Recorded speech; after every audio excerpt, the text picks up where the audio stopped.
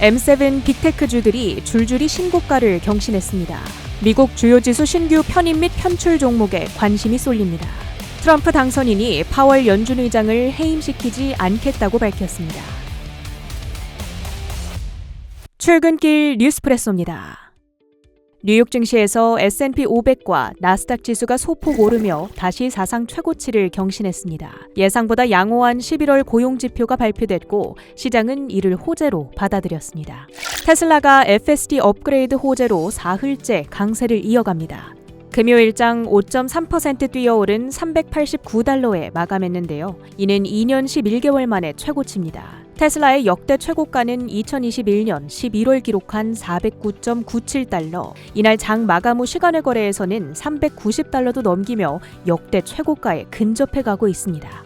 트럼프 당선인이 AI 및 가상화폐 차르로 데이빗 섹스 전 페이팔 CEO를 지명한 소식이 호재로 작용했는데요. 섹스는 1990년대 후반 실리콘밸리에서 머스크와 함께 페이팔을 공동 창업해 성공시킨 인물입니다. 그동안 머스크가 어려움에 처할 때마다 적극적으로 도움을 주며 의리를 과시해왔죠.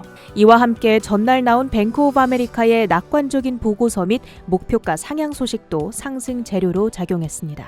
워싱턴 DC 항소법원이 미국 내 틱톡 사용을 금지하는 법률은 합헌이라고 결정했습니다. 이에 따라 틱톡의 모회사 바이트댄스는 다음 달 19일까지 틱톡의 미국 사업권을 매각해야 하며 매각하지 않을 경우 미국 내 틱톡 사용이 금지될 전망입니다.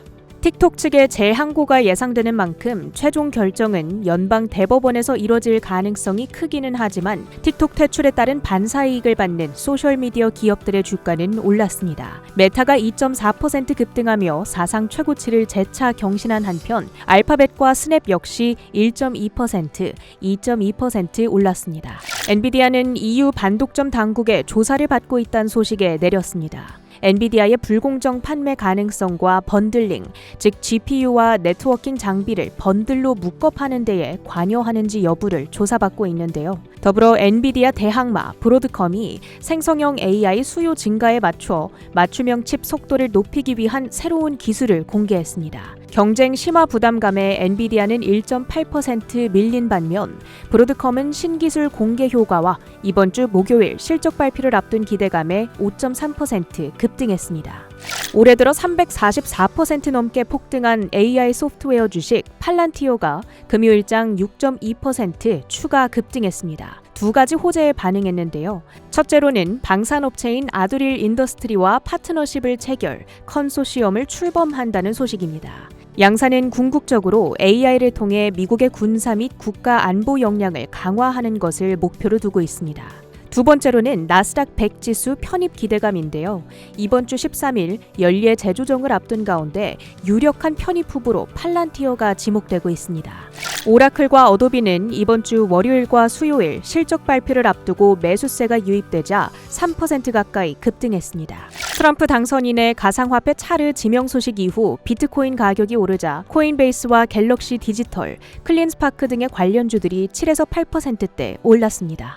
전자서명업체 도큐사인은 3분기 더블비트와 함께 기대 이상의 4분기 매출 가이던스를 제시한 뒤 27.9% 급등했습니다. 미국에선 다소 고전 중인 룰루레몬이 해외 시장에서 큰 수익을 올렸습니다. 덕분에 전년 동기 대비 매출이 9% 증가하며 호실적을 기록했는데요. 주가는 16% 가까이 올랐습니다. 출근길 뉴스프레소 헤드라인입니다.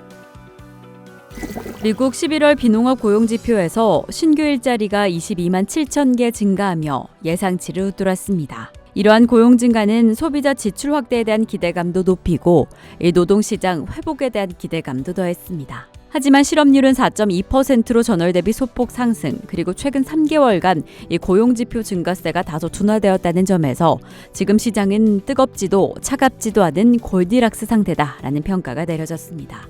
우선 지금 연준이 금리 인하 기조를 25bp 인하할 가능성 85%로 증가한 상황인데 지금 이 시점에서 추가적인 인플레이션 지표를 고려하며 긴장의 끈은 놓지 않을 것으로 보여집니다.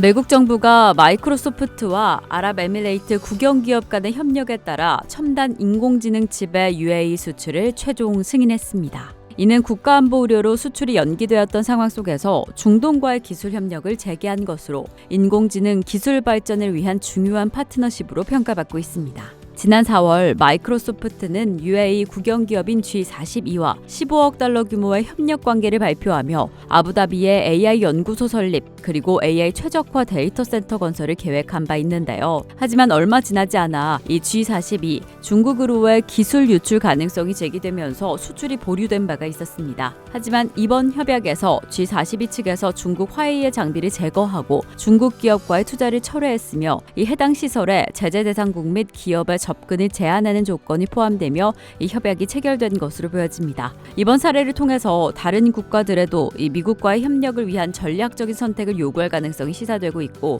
우리 빅테크 기업에도 중요한 메시지를 전하고 있습니다. 특히나 미중 갈등 속에서 대중국 의존도를 줄이고 첨단 기술 보호를 강화하려는 빅테크 기업들의 노력이 필요하다라는 점도 부각되고 있습니다.